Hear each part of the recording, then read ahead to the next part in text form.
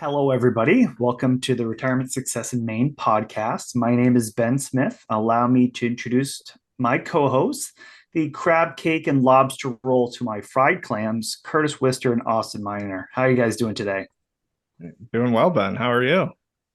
Good, good. It's summer, right? So it's That's right. Maine summer seafood, right? I like it. So, and actually, I know we're recording here. It's obviously when release it's going to be past this, but it's Father's Day weekend, so I got to be Yep. a good son and I got to bring out some seafood to dad for the weekend. So All that's right. our we're doing a little Father's Day feast here happening. Nice. I like it. Excellent.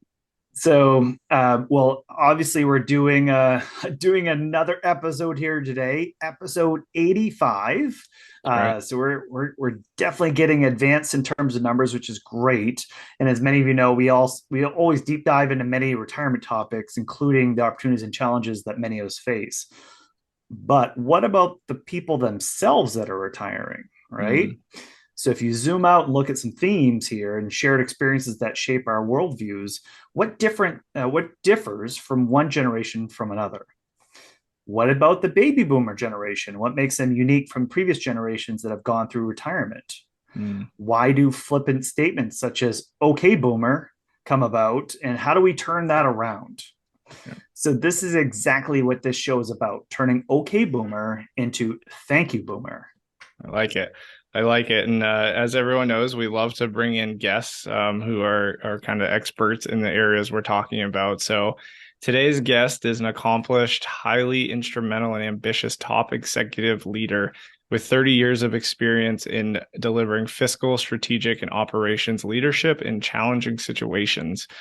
Our guest is skillful in launching sales and marketing programs, generating record-setting revenues with expertise in presentation, negotiation, and communication skills, as well as adept at analyzing market and competitive conditions and laying out a product vision that is differentiated and delivers unique value based on customer demands.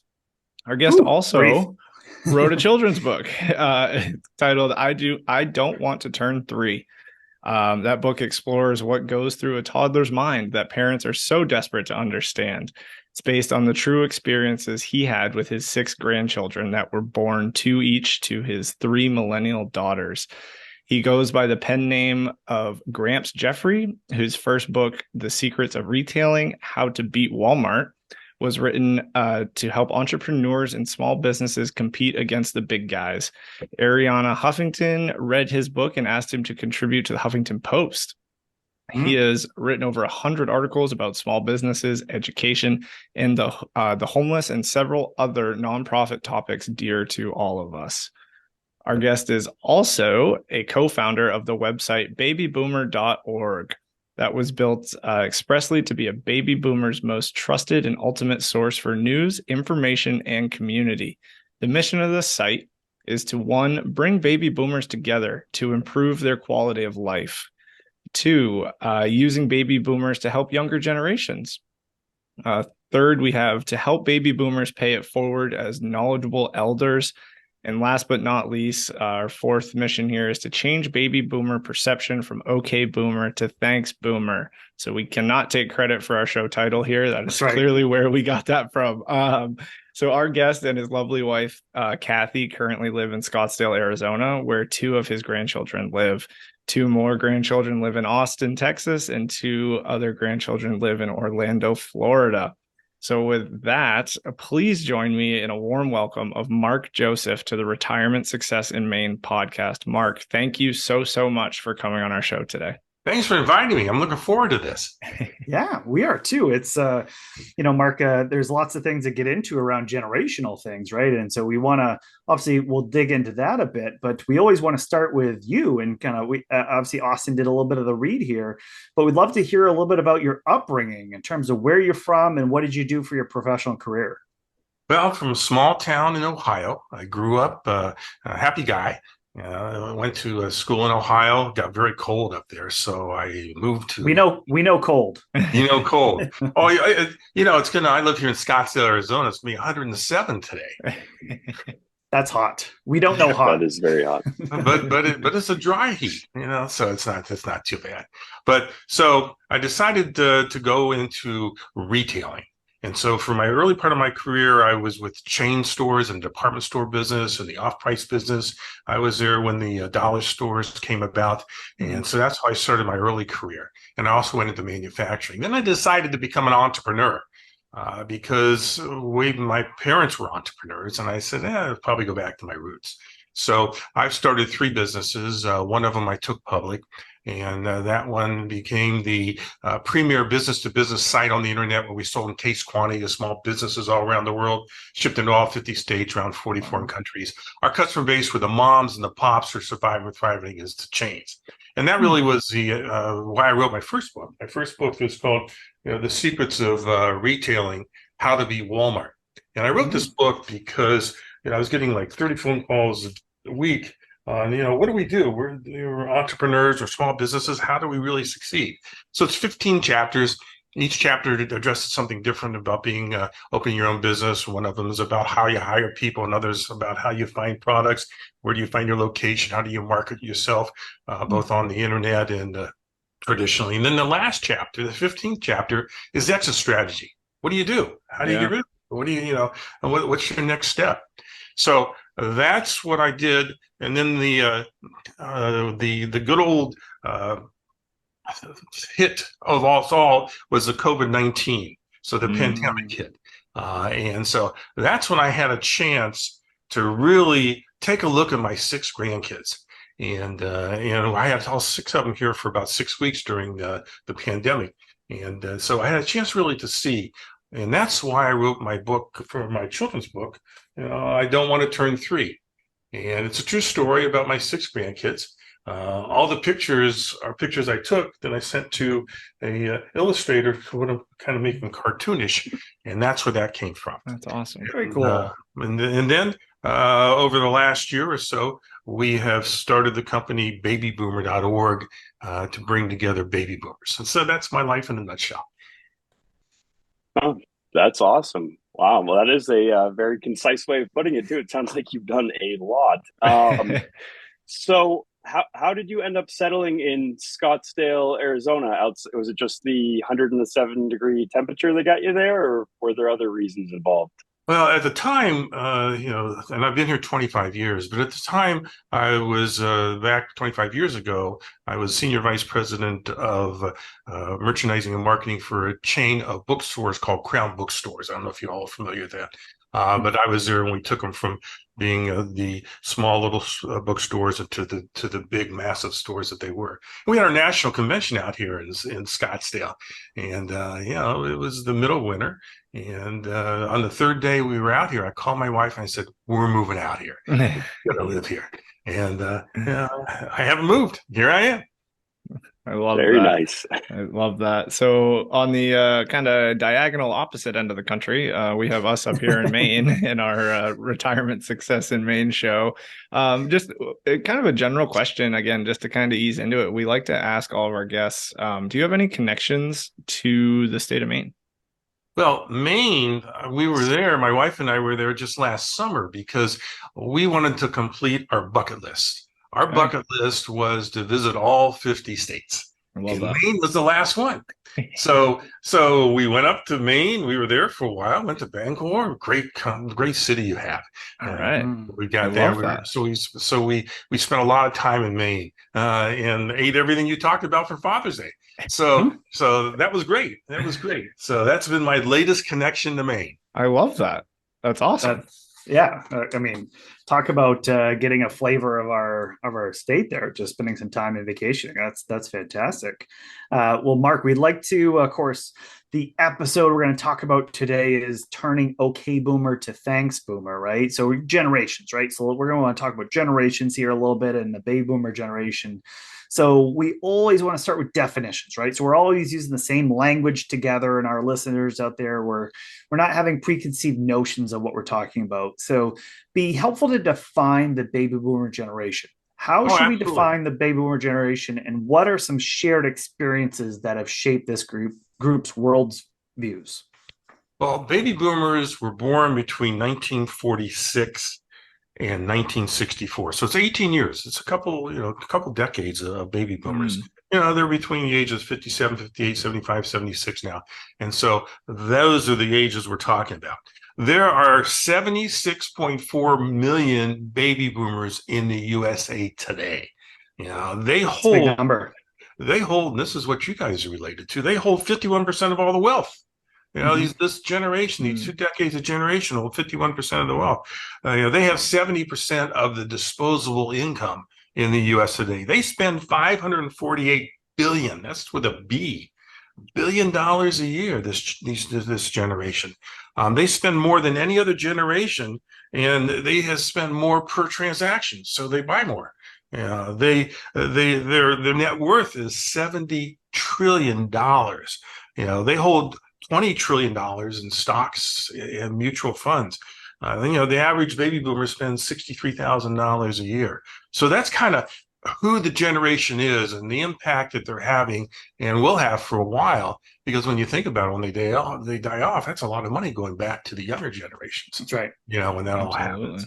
But if you really want to define the baby boomer generation, it's a generation as diverse as any other generation before and after it. They're very diverse in politics, as you all well know, a diversity of religion, diversity of ideas. It's a hugely diverse generation. But the one thing the baby boomers have in common is a connected, shared experience. And this happened because when we were growing up, there were only 3 television stations, and we all had landlines. That's how we got our information. So it really is a gelled information the generation has done together. When you think about it, we all lived through the Kennedy assassinations, Martin Luther King's assassination. We were there for the landing of the moon as a shared experience. When our generations, when birth control really became widespread, happened during the baby boomer generation. Vietnam, we had to live with Vietnam and riots in the street. One thing, the thing that if you talk to baby boomers, one thing that brings us all together is music. I mean, Elvis, the Beach Boys, the Beatles, Three Dog Night, the Supremes, the Association, all these groups, we all listened to the same thing. We all grew up with the same thing. Music brought us all together. Movies brought us all together. When you think about the movies of our generation, Butch Cassidy and Sundance Kid, Jaws, a lot of the Spielberg movies, Animal House, Star Wars, The Godfather. These are all shared experiences that we have. And that's what brings our generation together. Oh, that's great. And so kind of on that same note, so like when we look at today's society, there's obviously some schisms that have really polarized parts of our national fabric. And so you just started getting into this, but if you had to kind of summarize or highlight the most important things, what are some things you would say that boomers today and perhaps in the future share and agree upon? Well, I think as you get older, you actually do get wiser. Okay. And so as each decade comes along, and the reason you get smarter is you make a lot more mistakes. So you learn from those mistakes. So, as we get older, we get a little bit smarter. And I think what we realize as a generation that, we have got to pass on what we have learned to the next generation and to the generation beyond that. I think that's one thing that baby boomers are finally coming to realization. What is our legacy? What are we going to do to make the next generations better than we are? Because when you think about it, I personally believe that this latest, greatest generation, kids from 1 to 10 years old, are going to be the best thing this country has ever produced. Reason being is, as soon as they come out of the womb, they're on the internet. They all got iPhones. They've got their laptops. These kids are, I talk to my 3 and 4 and 5-year-old grandkids. They know more than I do. When I step back and think, I didn't get on the internet until I was 40 years old. Here you got kids, as soon as they're born, they're on the internet. So we've got the greatest generation that this country's ever produced starting to become of age. And it's important for my generation to kind of balance that, to make sure that we're passing on things that we have learned from the mistakes we have made, We as a generation need to get balance what they're learning on with technology. Technology is great. Technology teaches children, how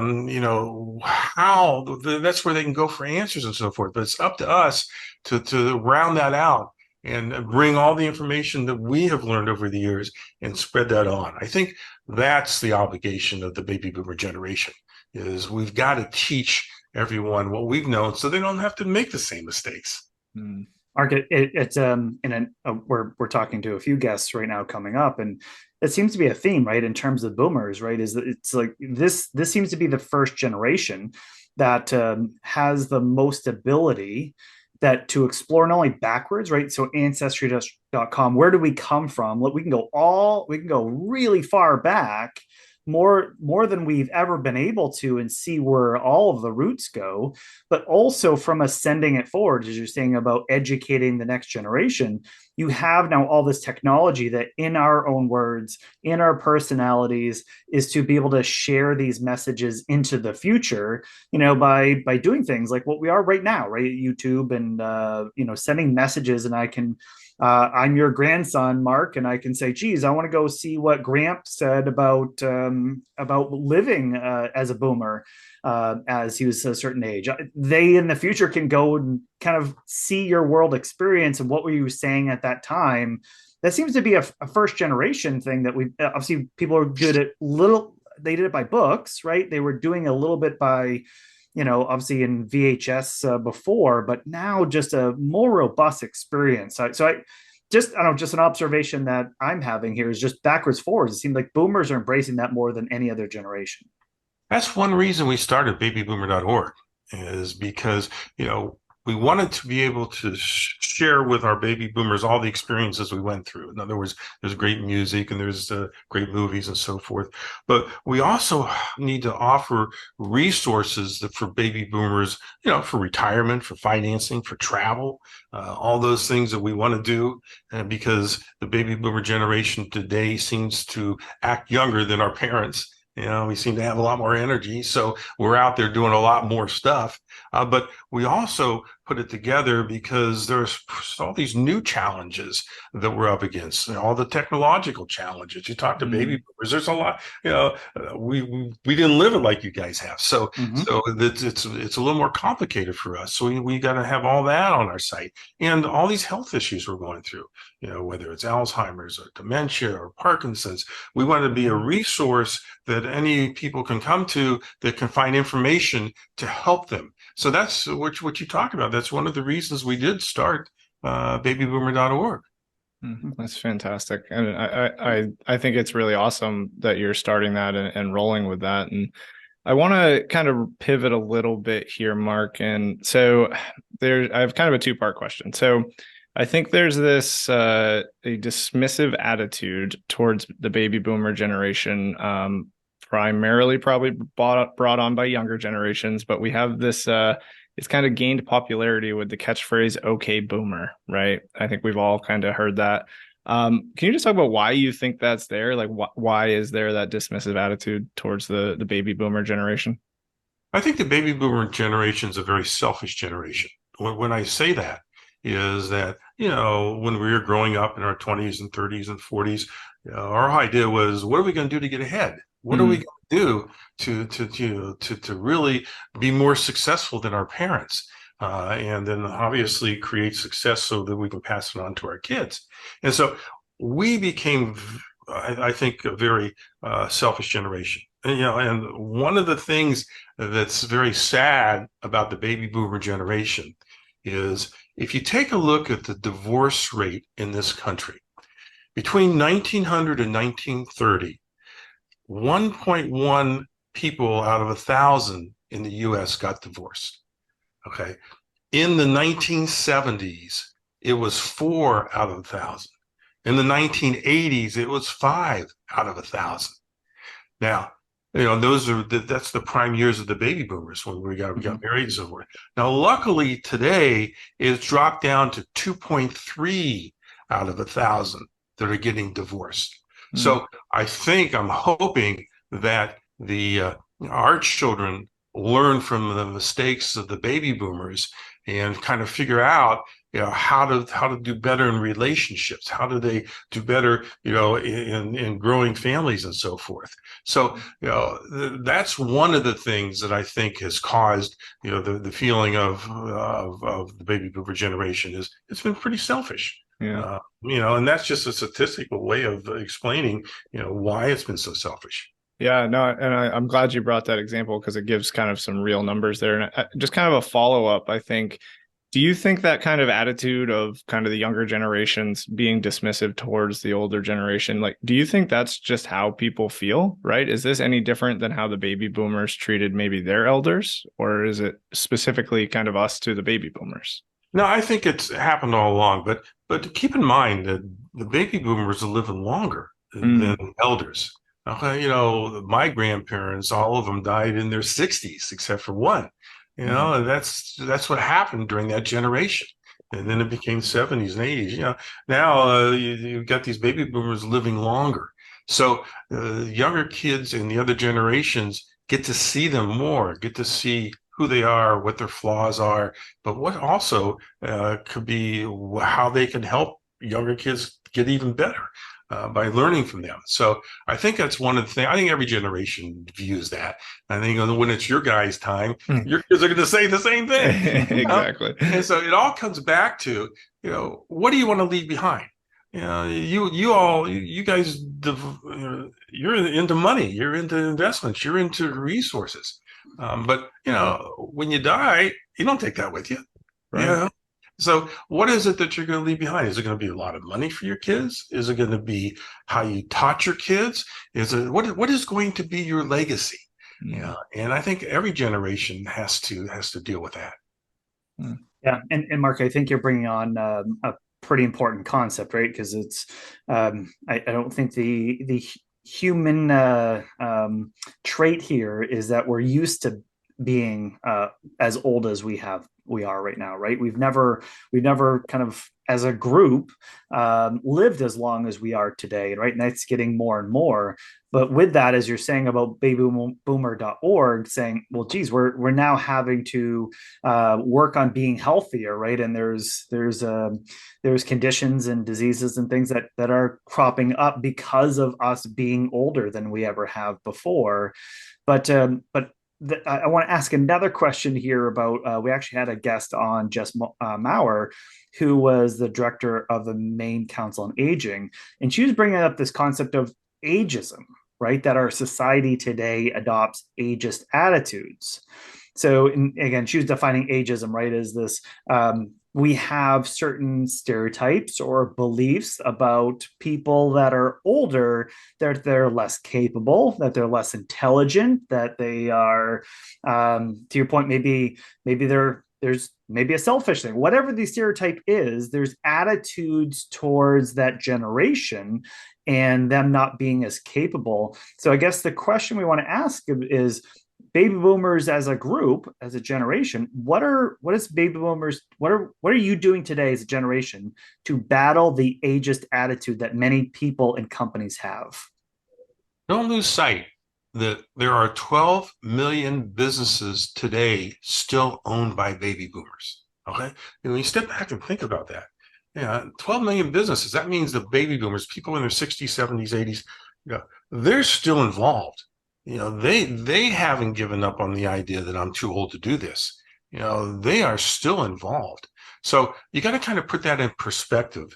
Is if you've got this whole generation where you got 12 million businesses still owned, that means they're going to work every day or every other day. They're employing lots of people. That is just a sign that this generation just doesn't want to go away quietly. I mean, think about this generation loves playing pickleball. Can you picture? I can't picture my parents going out there and playing pickleball, but you got all these baby boomers out there playing pickleball. So you got to put it into perspective. Is you still got 12 million in businesses owned by baby boomers. They're functioning and they're doing that. You got lots of baby boomers that are sitting back and saying, "What am I going to give back?" they're volunteering, they're helping out. So there is, the ageism comes maybe from the younger generation because the baby boomers don't look at themselves as old. They look at Sure. themselves as they're going to be productive until they go away.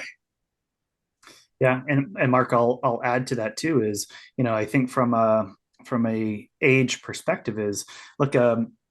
I think this is maybe the first generation, and I think it's a good thing. You brought up the point about maybe being a selfish generation. Well, that's a really great thing from a, hey, what is my purpose? Why am I here? These questions are being asked, right? Versus, hey, maybe the previous generation retiring, getting done, and maybe not knowing what they want to do and not having a purpose, and just maybe they're more apt to stay at home. I think this generation is being a lot more active, right? I think they are, hey, if I want to be physically fit and I want to be healthy, hey, I got to stay healthy and let's go do something fun, which is maybe more youthful too, but pickleball or whatever I'm doing, there's a purpose for it, is in addition to just enjoying myself today, but staying physically fit and active is going to allow me to live longer and probably have a better quality of a life for longer, as I'm in retirement too, right? Well, I looked at my parents when they were my age, and I said, "Boy, they look old. They're old people." Mm-hmm. Now that I'm there, I feel young. I don't feel Mm-hmm. old. So it's all in your perspective, and so I think that's one of the reasons why you see so many baby boomers still so active. That's right. Yeah, so Mark, a different way of thinking. We talked kind of about, or you were saying how baby boomers are a selfish generation sometimes, but one way that they're certainly not selfish, and I know we work with many clients today that define themselves as the sandwich generation, where they're caring for aging parents, but also supporting their own adult children and or grandchildren. So why is this term new, and why do you think it's fallen on the boomer generation to take on this role? Again, our parents are living longer than their parents did. So now we're looking at parents in the 80s and 90s and some in the hundreds, that just weren't around 30, 40 years ago. So that has created this particular generation. And second is, the economy has forced many of our kids not be as successful as they'd hope to be. So now, think how many of these kids are living with their parents. So it is a real sandwich kind of generation, because it's up to the individuals to take care of their families. The government's not going to come in and do that for them. And it's very much like when you talk about Asia, that's how that whole culture is all about. They take care of their parents. So now it's up to us to do the same thing. Okay, yeah, no, that makes a lot of sense, and I know you've certainly adopted that concept as a pride point of your life and spending time with your grandchildren, including writing your children's book. I don't want to turn three. So, what inspired you to write the book? Can you talk about that for a minute? Yeah, sure. Living the past couple of years because of the pandemic caused by COVID-19 and isolation, except for being able to be with my family, gave me special time to kind of watch and interact with my grandkids. And I got to tell you what a trip that was, because all six of these kids have completely different personalities. But the one thing that they do have in common is a sense of curiosity, and how excited they get when they do accomplish something. Watching them grow year to year and how they interact with each other is really the basis for this book. What goes through a toddler's mind? The parents are so desperate to understand. When does a toddler really understand the difference between me and us? This book kind of explores how a whole family finds this out together. Because, as a baby boomer trying to understand how the world has evolved since I was 3 years old, it's also part of the story. My parents didn't have cell phones. They didn't have the internet. They didn't have cable TV. They didn't have remotes. I was my dad's remote. He said, "Son, go change the channel." I was the remote at the time. My parents' definition of discipline is quite different than the discipline of parents today. Has the world is a better place for children to grow up with? I'll let your listeners kind of answer that. as you kind of figure out how you were treated versus how we're treating our kids today. So that's kind of the reason I wrote this book. That's great. And for everyone listening, we are going to have links in our show notes to both the books, but specifically this one. I'm interested in reading it myself, honestly, even though it's a children's book. Just hearing you speak about it, clearly it's something you're so passionate about. So I look forward to checking that out. I want to keep going here again on the topic of kind of the three of our experiences with our clients, specifically in the baby boomer generation. We hear a lot from them kind of frustration with the direction that society's going, right? This, whether it's the country or society in general, the younger generation, which to us, we all kind of talk about is kind of interesting because we think the baby boomer generation was, introduced probably some of the biggest societal changes globally, more than any other generation. So do you think that this kind of feeling of kind of looking back at society is kind of a symptom of every generation that gets older and has a new generation kind of getting ready to kind of take over, or is it specific to the baby boomer generation there? You've got the tools today to go in and find all this stuff out. So in other words, when we were growing up, there wasn't social media. Just think about social media, how that influences and changes our opinions every day. If you're into that kind of stuff. Yeah. So I think that has a lot to do with it. The information, I don't want to say information overload, but it's so much stuff out there. Yeah. For you to look at and think about that it causes a lot of these issues. And again, when we were growing up, we didn't have any of that kind of stuff. It was more of a harmonious time. So I think that has a lot to do with it. And I think if we had the same social media, we'd probably be going after our parents the same way. Yeah. Right. Yeah, I agree with that. And it's probably going to happen to us. Like if we look at our generation, like you said earlier, our kids and grandkids are going to do the same thing to us now because all that information is out there now. So I agree with that.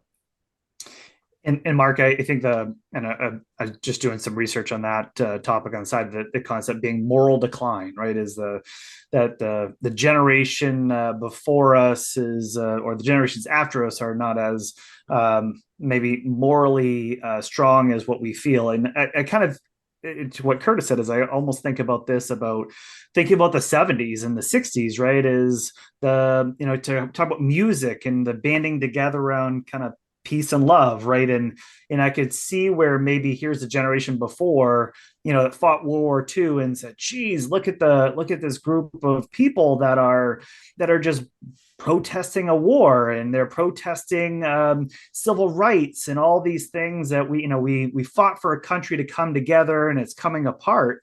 It's I don't know, I could see where there's things that we look forward to and go, hey, based on our worldview, that there's kind of some decline morally, which I what I'm hearing you saying is a little easy to kind of say, but maybe it's just something of age.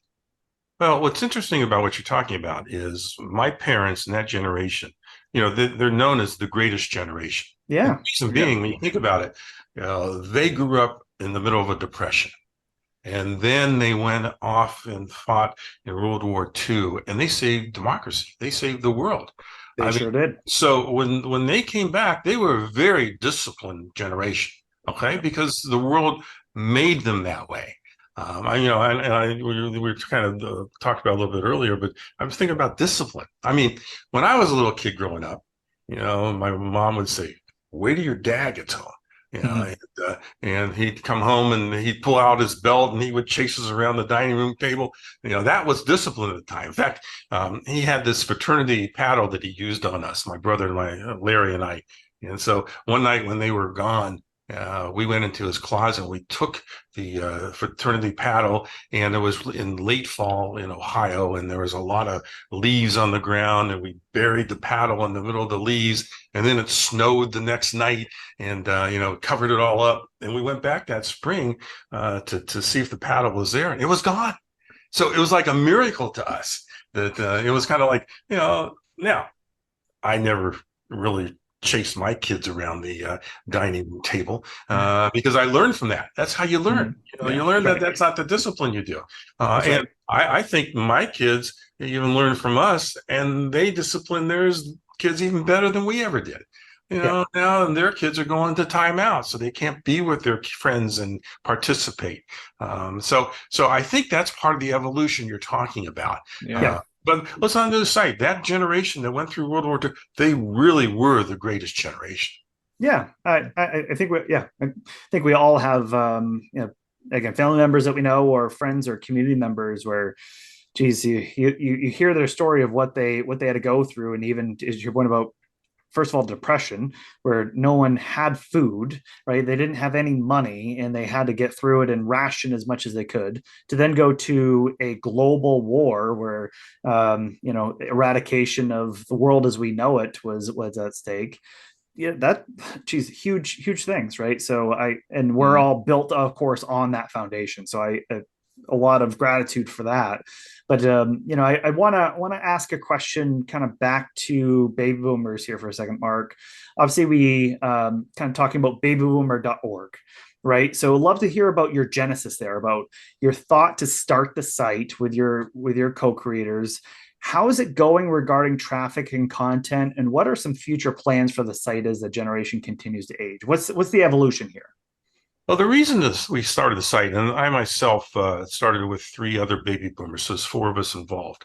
But as I was out promoting my book and going through what baby boomers we were and so forth, it became very apparent to me that not enough grandparents were involved in helping to raise this greatest generation. There are, in fact, 30% of the baby boomer generation are referred to as remote. In other words, they're not involved in the raising of the grandkids at all. They may show up for a birthday party or see them at Christmas, but that's it. Yeah. The generation has said to themselves, okay, I raised some great kids. Let them go raise the grandkids, and I'm going to go play pickleball. Yeah. So, that's was really what started this whole thought process is we've got to pull together, information to help bring back this generation to get more involved in everything that we're doing. And so that is the idea of why we started babyboomer.org, and it just evolved. It's less than a year old. I mean, it just started last September. And so, we now have close to 1,000 different experts on our site and contributors on our site that know the best about different things. So, for instance, every day, whatever new blogs or podcasts or articles that were written by our experts, that they automatically go to the site, they go to the top of the site, and everybody sees, some of this new thought processes. So every day the site changes. It's just the newest information that we have from thought leaders. And a bunch of them are baby boomers, but there's also some from your generation that are experts in aging. And they're on our site also, or they're experts in Alzheimer. They're on our site also. And so that's how this whole thing evolved, and that's where we are today. And Mark, appreciate it too, because we were working together when we first met and did our introduction, and so our show is now on your site as well. So again, kind of thank you for allowing us to contribute to the website as well through our podcast. Oh, well, you're going to teach baby boomers what to do with retirement, right? Exactly. Right. Yeah, it's fantastic. Yeah. So, Mark, kind of getting back to some more specifics that the boomer generation is facing. So the boomer generation is expected to live longer than any previous generation. So what characteristics of your generation do you think makes them uniquely positioned to tackle challenges such as living longer that previous generations didn't face? Well, you brought it up earlier when you said, this generation, we were the ones that were rioting in the streets, fighting against Vietnam. We were the ones who were really involved in all kinds of politics. I mean, look at who the presidents have been baby boomers for the last, 4 or 5 presidents. So we, that's what we've got. We've got all of that experience that we now need to pass on, and that really is our legacy. How do we teach others from our mistakes to be a better generation of leaders? Because it's time. It's time for the next generation to take over this country. and let the baby boomers go have fun. So that's really what we need to be doing. I like that. And you teed up my next question, Mark. So we've reached kind of the end of our conversation, and your kind of segue here of letting the younger generation take over so the boomers can go have fun. One question that I love to ask, I know Ben and Austin enjoy hearing me ask it on every episode. So obviously the name of our show here, right? Retirement Success in Maine podcast. We love to ask all of our guests, how are you, Mark, going to find your personal retirement success? My personal retirement success is, what is the legacy that I leave? And what is it that I can pass on? What's kind of fun about my book is, all 6 grandkids are involved in it now. Yeah. They call it the family book. So you got the older ones reading it to the younger ones. That's one of the legacies that I want to leave. One of the things I do in my spare time is I'm a substitute teacher at the local high school and the middle school. So that I can, give something back to my community. But I think that's what I think all of us need to, when we're gone, what is it that they're going to be remembered for?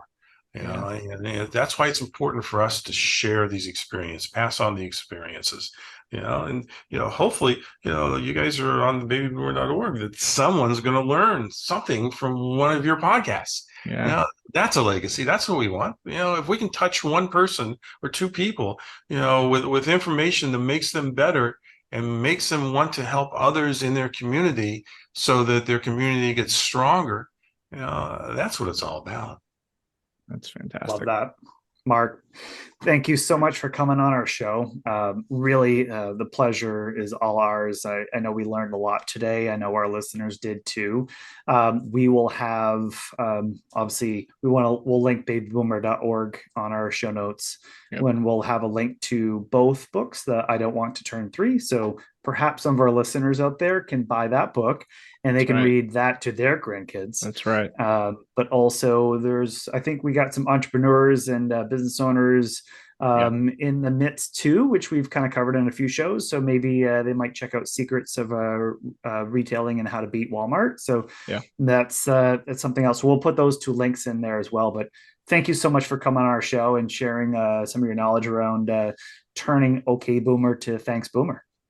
I appreciate you inviting me. Thanks. Obviously, a really good conversation there with Mark Joseph, right? Talking about turning this OK Boomer attitude into Thanks Boomer. And, Mark had some good perspective there for us, obviously, is kind of living as a sandwich generation that we brought up, spent a lot of time with his grandkids, wrote the books. Again, really great conversation, a lot of perspective there from Mark, who's in the baby boomer generation himself.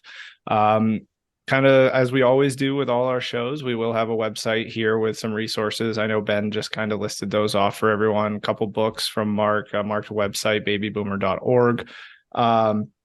So if you go to our website, which is blog.guidancepointllc.com/85. Again, we're episode 85. You'll again find our transcript, a link to our video, those resources for Mark. But as always, thank you so much for tuning in. Again, fun conversation for us. We have some really good ones lined up that we're excited to share down the road. But thank you as always for your listenership, and we will catch you next time.